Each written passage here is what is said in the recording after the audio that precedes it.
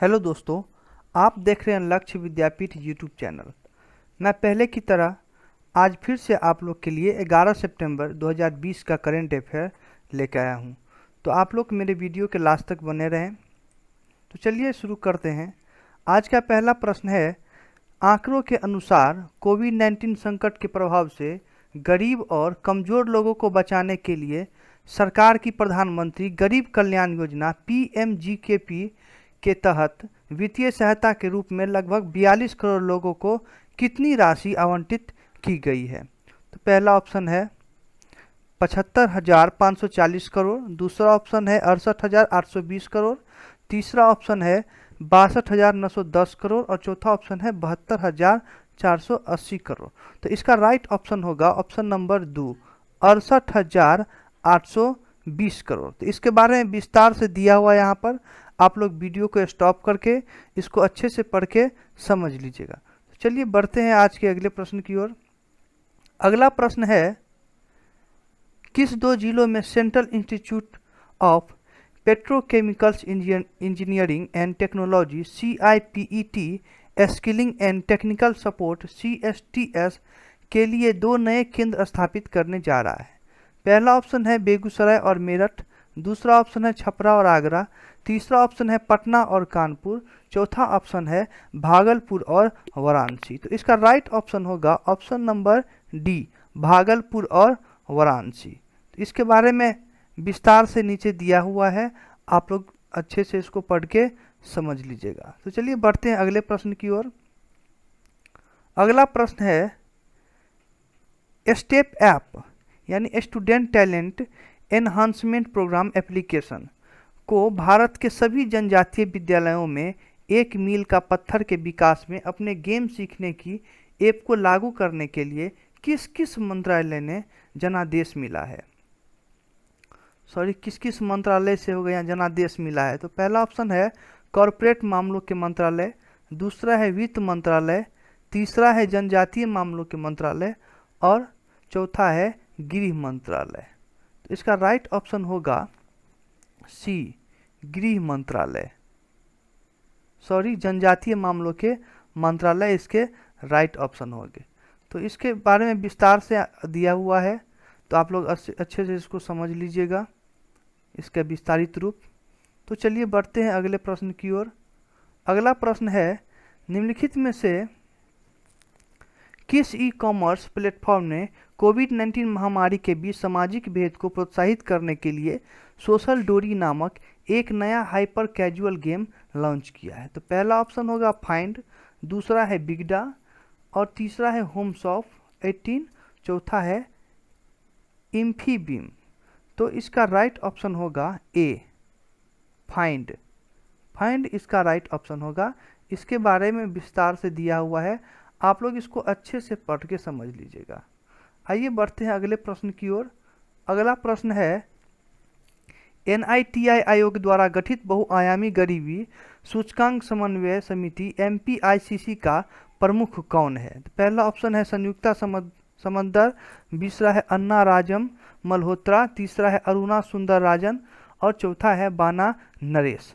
तो इसका right option होगा संयुक्ता समदर। चलिए बढ़ते हैं अगले प्रश्न की ओर।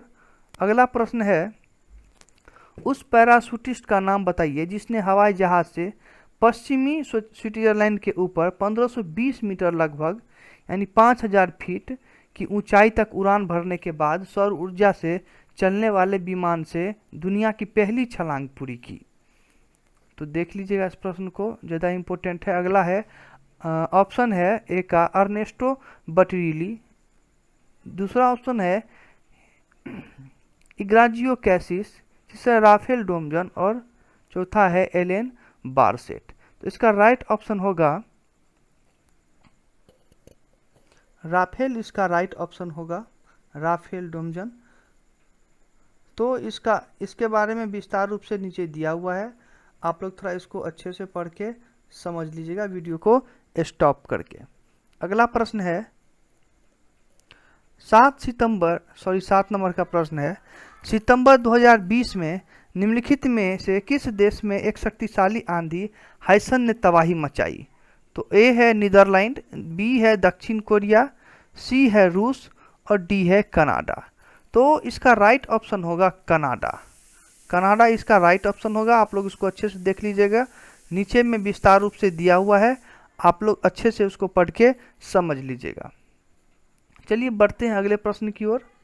अगला प्रश्न है, निम्नलिखित में से किसने कोविड-19 वैक्सीन की वैश्विक खरीद और आपूर्ति का नेतृत्व करने की घोषणा की है, ताकि यह सुनिश्चित हो सके कि सभी देशों के पास उपलब्ध होने पर प्रारंभिक खुराक तथा सुरक्षित, न्याय संगत और तेजी से पहुंच हो? ए ऑप्शन है संयुक्त राष्ट्र शैक्षिक, वैज्ञानिक और सांस्कृतिक संगठन, बी है एमनेस्टी इंटरनेशनल, सी है खाद्य और कृषि संगठन और डी है संयुक्त राष्ट्र बाल कोष। तो इसका राइट ऑप्शन होगा डी। डी इसका राइट ऑप्शन होगा, संयुक्त राष्ट्र बाल कोष। चलिए बढ़ते हैं अगले प्रश्न की ओर। अगला प्रश्न है, किस बैंक ने उच्च नेटवर्थ वाले व्यक्तियों के लिए एक अंतर्राष्ट्रीय संपर्क रहित debit card signature visa debit card launch किया, जो औसतन 10 लाख रुपए और उससे अधिक की औसत तिमाही से शेष राशि बनाए हुए हैं? पहला ऑप्शन है बैंक ऑफ इंडिया, दूसरा है यूनाइटेड बैंक ऑफ इंडिया, तीसरा है इंडियन ओवरसीज बैंक और चौथा है देना बैंक। तो इसका राइट ऑप्शन होगा बैंक ऑफ इंडिया, इसका राइट ऑप्शन होगा। आप लोग देख लीजिएगा, तो नीचे इसके विस्तार रूप से दिया हुआ है इसके बारे में, तो आप लोग इसको अच्छे से वीडियो को स्टॉप करके अच्छे से पढ़ के समझ लीजिएगा। बढ़ते हैं अगले प्रश्न की ओर। अगला प्रश्न है, राज्य सड़क नेटवर्क की स्थिति, सुरक्षा, लचीलापन और इंजीनियरिंग मानकों में सुधार करके राज्य के परिवहन को मजबूत करने के लिए विश्व बैंक द्वारा हिमाचल प्रदेश सरकार को कितनी राशि दी गई है? तो पहला ऑप्शन है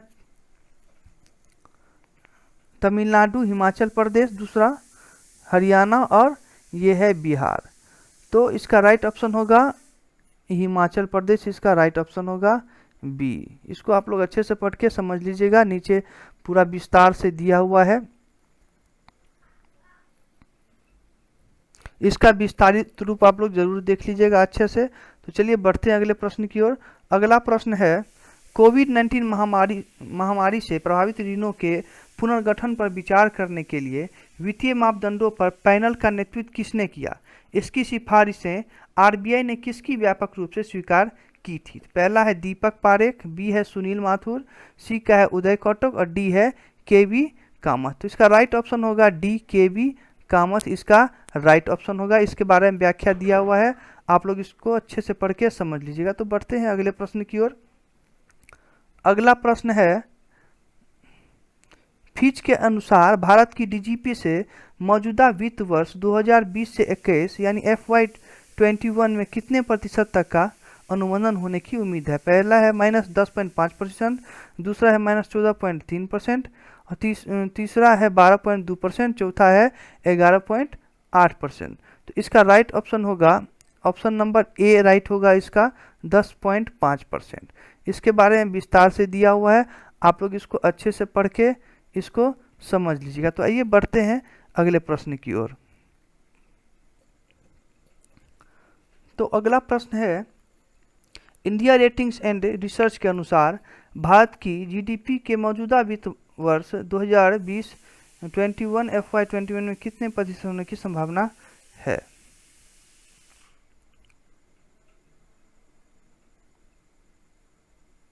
तो इसका पहला ऑप्शन होगा -10.2%, दूसरा ऑप्शन है -9.1%, तीसरा ऑप्शन है -11.8% और चौथा ऑप्शन है -12.3%। तो इसका राइट ऑप्शन होगा -11.8%, इसका राइट ऑप्शन होगा। इसके बारे में विस्तार रूप से दिया हुआ, आप लोग देख लीजिएगा।